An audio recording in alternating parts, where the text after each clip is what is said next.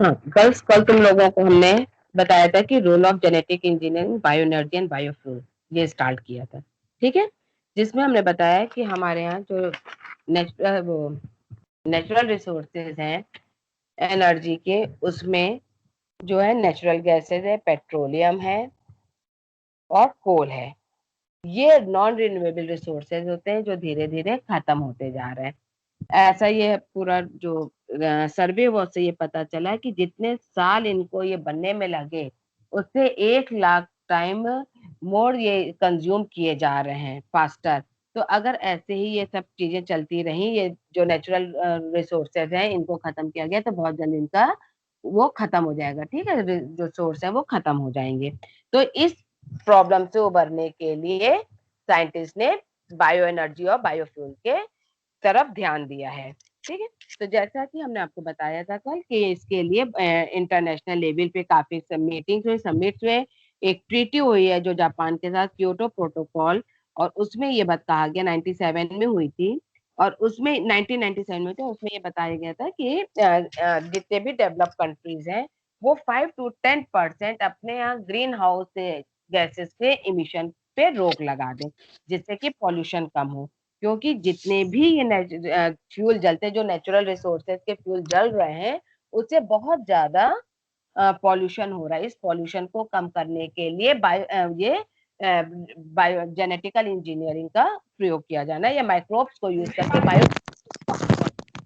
ठीक है, तो ये हमने आपको बताया था कि नॉन रिन्यूएबल रिसोर्सेज होते हैं, और इसको रिप्लेस करने के लिए बहुत से माइक्रो ऑर्गेनिजम्स का यूज किया गया है, और बहुत से नए प्रोसेस बनाए हैं, जिसमें कि जो मेन है बायो एनर्जी के लिए जो प्रोसेस है, उसमें हमने 3 चीजें बताई आपको कि क्या क्या चीजों से हम बायो एनर्जी प्रोड्यूस कर सकते हैं।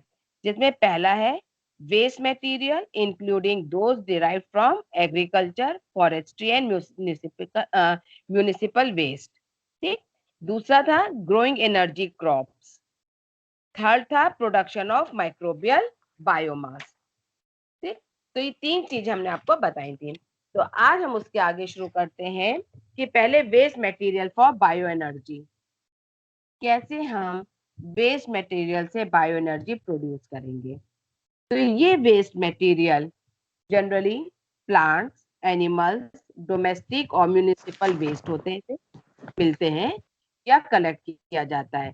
प्लांट्स में भी, जैसे प्लांट की वुड है, ग्रीन प्लांट मैटर है, straw, paddy, husk, rice bran, saw dust, इन सबको, ये सब चीजें वेस्ट मटेरियल होती हैं। इन सब वेस्ट मटेरियल को कलेक्ट किया जाता है और इससे फिर यूजफुल एनर्जी बनाई जाती है। और इसमें भी जो पूरा प्रोसेस होता है, ये ऐसा नहीं कि बहुत इजी हो जाए। इसको भी करने के लिए 3 स्टेप में किया जाता है। सबसे पहले इन सब जो वेस्ट मटेरियल है, इसको हम कलेक्ट करते हैं। कलेक्ट करने के बाद, और ऐसा अगर केमिस्ट्री लैंग्वेज में बोला जाए, तो ये जो जितने भी वेस्ट मटेरियल होते हैं, बहुत सारे सॉलिड मैक्रोमोलिक्यूल्स होते हैं। तो सबसे पहले इन मैक्रोमोलिक्यूल्स को ब्रेक करके हमें स्मॉल पार्ट में डिवाइड करना पड़ता है, या माइक्रोमोलिक्यूल्स में डिवाइड करना पड़ता है। तो इसलिए फर्स्ट, सबसे पहले जो भी हम ये कलेक्ट करते हैं वेस्ट मटेरियल, उसको हम हाइड्रोलिसिस करते हैं। और हाइड्रोलिसिस में, यानी कि जिसको आप सिंपल कह सकते हैं, उसको हम सड़ा देते हैं। तो मैक्रोमोलिक्यूल्स जो होते हैं, with the help of microorganism, they break into small pieces and become micromolecules. दूसरा स्टेप होता है, इसका हम फर्मेंटेशन करते हैं। इसको और सिंपलर प्रोडक्ट्स लेने के लिए हम इसका फर्मेंटेशन करते हैं। और लास्ट स्टेप हम करते हैं इसका स्टेबलाइजेशन। स्टेबलाइजेशन में होता है कि जो स्पेशल माइक्रो ऑर्गेनिजम्स हम यूज करते हैं, जो कि इसको स्टेबलाइज करता है। और फाइनली हमें 3 तरह के मेन चीजें आउटपुट इससे मिलता है। और यार कह लो 3 एनर्जी आउटपुट हमें मिलते हैं इस प्रोसेस से, जिसमें होता है मीथेन, हाइड्रोजन और इलेक्ट्रॉन्स। ये इलेक्ट्रॉन्स मतलब कि इलेक्ट्रिसिटी। यानी कि आप ये कह सकते हो कि वेस्ट मटेरियल से हम डायरेक्ट एनर्जी भी बना, वो इलेक्ट्रिसिटी का भी को बना सकते हैं या ग्रो कर डेवलप कर सकते हैं। ठीक है, तो ये होता है waste material for bio energy. इसके अलावा बायोगैस प्रोडक्शन भी होता है फ्रॉम गैस में। ये आपने सुना होगा, जगह जगह पे, गांव गांव में बहुत सारे बायोगैस प्लांट लगाए दिए गए हैं, जिसमें कि बेसिकली क्या था, काऊ डंग या अदर एनिमल्स के डंग की हेल्प से गैस बनाई जाती है। और ये गैस केवल ऐसा नहीं है कि ये जो इसके लिए जो फॉर्मेशन इसके लिए जो यूज होते हैं, बहुत सारे एनारोबिक माइक्रो ऑर्गेनिजम्स होते हैं, और इस एग्रीकल्चर वेस्ट या डोमेस्टिक वेस्ट के साथ भी ये बायोगैस बनाई जाती है। इस बायोगैस में मीथेन के कंटेंट सबसे ज्यादा होता है, कम से कम 50 to 68% मीथेन होता है। अदर गैसेस में इसमें कार्बन डाइऑक्साइड, हाइड्रोजन, नाइट्रोजन और ऑक्सीजन होती है। तो ये बहुत सारे गैस प्लांट जो है, गैस प्लांट जो है वो लगाए गए हैं। बायोगैस प्लांट ऐसा नहीं है कि केवल इंडिया में लगाए गए हैं, बल्कि ये बहुत अदर कंट्रीज में भी एक बायोगैस प्लांट लगाए गए हैं। और इसमें केवल एनिमल डंग के अलावा अब इसमें बहुत सारे अलग चीजें, बहुत नॉन एनिमल डंग, बायोमास, फीड स्टॉक और रूरल रेजिड्यूज की हेल्प से भी इस तरह बायोगैस का फॉर्मेशन हो रहा है।